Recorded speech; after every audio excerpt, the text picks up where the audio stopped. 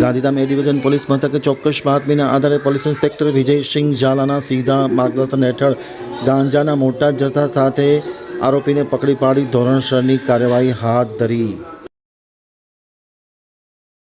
ગેરકાયદેસર નશીલા પદાર્થોની હેરાફેરી અટકાવવાના ભાગરૂપે ગાંધીધામ એ ડિવિઝન પોલીસે ગત મોડી રાત્રે અંદાજે 12 વાગ્યાની આસપાસ ખોડિયારનગર ઝૂંપડા વિસ્તારમાં દરોડો પાડી એક આરોપીને ઝડપી પાડ્યો છે। પોલીસે બાતમીના આધારે ઇરફાન જુમાભાઈ રાયમાને 5.203 કિલોગ્રામ ગાંજા સાથે ઝડપી પાડ્યો। જપ્ત કરાયેલા ગાંજાની કિંમત આશરે 52,030 રૂપિયા આંકવામાં આવી છે। આ કાર્યવાહી દરમિયાન પોલીસે એક આઈફોન 14 મોબાઈલ ફોન સહિત કુલ કિંમત રૂપિયા 92,030 રૂપિયાનો મુદ્દામાલ કબજે કર્યો છે। પોલીસે આ આરોપી વિરુદ્ધ નાર્કોટિક્સ એક્ટ હેઠળની કાયદેસરની કાર્યવાહી હાથ ધરી છે।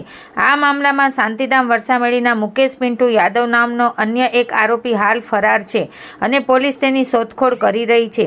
આ સફળ કામગીરી Gandhidham A division PI MD Chaudhary, PSI MH Jadeja તથા સર્વેલન્સ સ્ટાફના પોલીસ કર્મચારીઓ દ્વારા કરવામાં આવેલ છે।